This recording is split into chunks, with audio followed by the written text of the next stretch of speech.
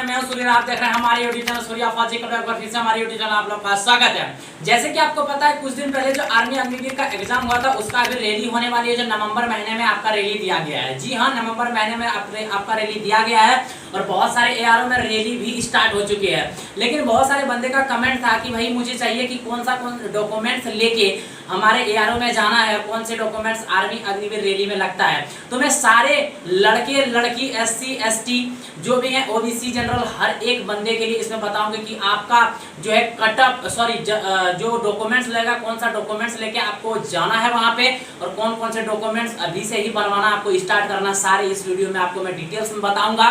ठीक है, तो हमारे साथ आप लास्ट तक बने रहेगा बिना स्किप किए। अगर आपका एक भी डॉक्यूमेंट्स छूट जाता है, आपको क्लियरली पता होगा कि आर्मी में कुछ भी आपको थोड़ा सा भी समय नहीं दिया जाता है। वहां पे अगर आपका डॉक्यूमेंट्स मिस आउट है तो आपको वहां से बाहर निकाल दिया जाएगा, चाहे आप एक्सीलेंट मार के ही वहां क्यों नहीं पास हो, लेकिन आपके पास एक डॉक्यूमेंट्स होना चाहिए। कौन कौन सा बेसिक डॉक्यूमेंट्स होना चाहिए मैं आपको पूरी डिटेल्स में और अच्छी तरह से समझाऊंगा। तो चलिए वीडियो को करते हैं स्टार्ट। और स्टार्ट करने से पहले जो हमेशा एक बात आपसे कहता हूँ और इस बार भी कह रहा हूँ कि हमारे चैनल वीडियो को करना है लाइक और चैनल को करना है सब्सक्राइब।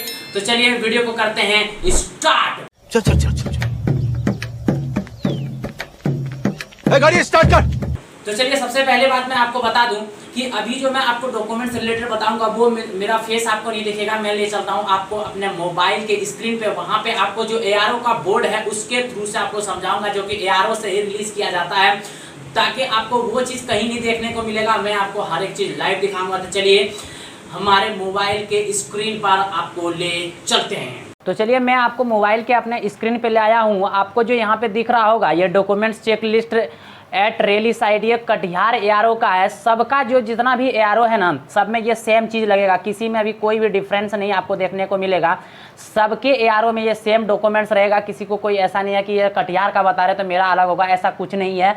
आपको सब कुछ यहाँ पे सब एआरओ में सेम रहेगा, कोई भी आर्मी में अलग से नहीं लिया जाता है। ठीक है, तो चलिए मैं आगे बढ़ाता हूँ। और सबसे पहले जो चाहे आप एससी हो, एसटी हो, या जो भी हो, ओबीसी हो, जनरल हो, तो सबसे पहले चीज़ आपके पास क्या होना चाहिए आपको देखने के लिए ये चीज़ है कि सबसे पहले चीज़ आपके पास एडमिट कार्ड जो जारी किया गया है वो एडमिट कार्ड आपके पास होना ही चाहिए। ठीक है, यहाँ पे आपको दिख रहा होगा एडमिट कार्ड आपके पास होना चाहिए। और उसके नीचे आप देख रहे हैं only black and white laser print. ठीक है, लेजर प्रिंट वो निकालता है, आप जैसे जहाँ पे निकलवाइएगा ना उसको बोलना है आपको लेजर प्रिंट में हमको चाहिए एडमिट कार्ड भाई।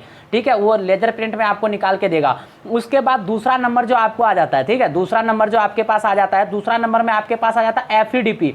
चाहे आप जनरल हो, चाहे एससी हो, चाहे एसटी हो, चाहे ओबीसी हो, जो भी हो, आपको एफईडीपी बनवाना है भाई। ठीक है, ये दो चीज़ आपके पास होना चाहिए। उसके बाद ठीक है, अभी मैं कैटेगरी वाइज नहीं गया हूँ, कैटेगरी वाइज जाऊँगा, लेकिन ये आप चाहे कोई भी कैटेगरी हो, ये चीज़ आपके पास होना चाहिए। अगर आप 8 लेवल फॉर्म भरे हैं, ठीक है, अगर आप 8वीं पास हैं और 8वीं पास लेवल आप फॉर्म भरे हुए हैं, तो आपके पास सबसे पहली चीज़ मार्कशीट होनी चाहिए।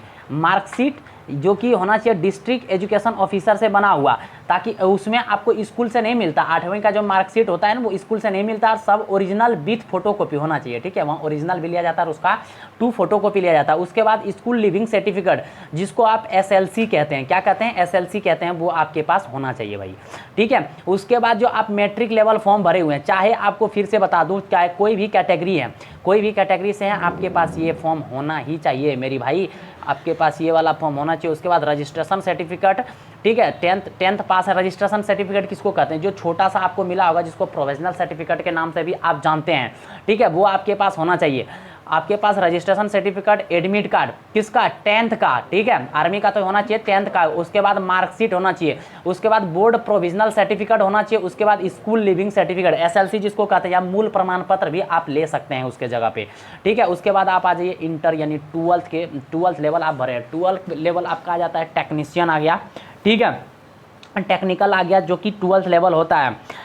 ठीक, और जैसे नर्सिंग आ गया, ये सब 12th लेवल होता है। जैसे आपका क्लर्क आ गया, सब 12th लेवल है। तो 12th लेवल में आप देख लीजिए registration certificate, admit card, marksheet, board provisional certificate, school leaving certificate, या माइग्रेशन कार्ड जो बनता है, ठीक है, वो आपके पास होना चाहिए। ओरिजिनल विथ फोटोकॉपी, आपको मैं फिर बता दूं, इसका ओरिजिनल लगेगा आपको। ठीक है, अब पर्सनल सर्टिफिकेट जो होना चाहिए, ये हुआ, ये बात अब आएगा, रुकना, अभी भी एससी और कोई कैटेगरी वाइज नहीं है, ये भी आपके पास सबके पास होना चाहिए। जो पर्सनल सर्टिफिकेट के मैं बात करता हूँ आपसे, पर्सनल सर्टिफिकेट मैं आपको थोड़ा दिखा दूं।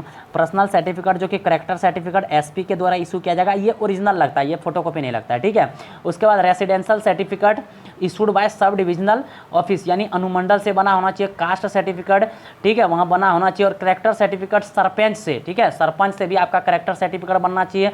और अनमेरिड सर्टिफिकेट भी सरपंच से बनना चाहिए, या चाहे आप वार्ड से बनवा लो या चाहे आप सरपंच से बनवा लो।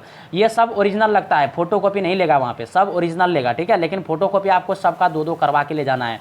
और residential proof issued by sarpanch नगर, यानी आप जो है रेसिडेंस बनवाएंगे ना, जिसको आप आई कहते हैं, ठीक है, सॉरी निवास प्रमाण पत्र जिसको कहते हैं, वो रेसिडेंस जो सरपंच द्वारा भी बनवाएंगे और अनुमंडल से भी आप बनवा लेंगे, ठीक है।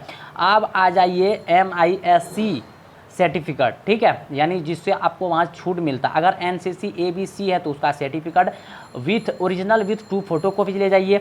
जो भी आपके पास डिग्री है वहाँ ले जाइए, आपको कुछ ना कुछ मार्क्स छूट मिलेगा, ठीक है। उसके बाद आप फोटोकॉपी आधार कार्ड का ले जाइएगा, ठीक है, आधार कार्ड का आप फोटोकॉपी ले जाइएगा।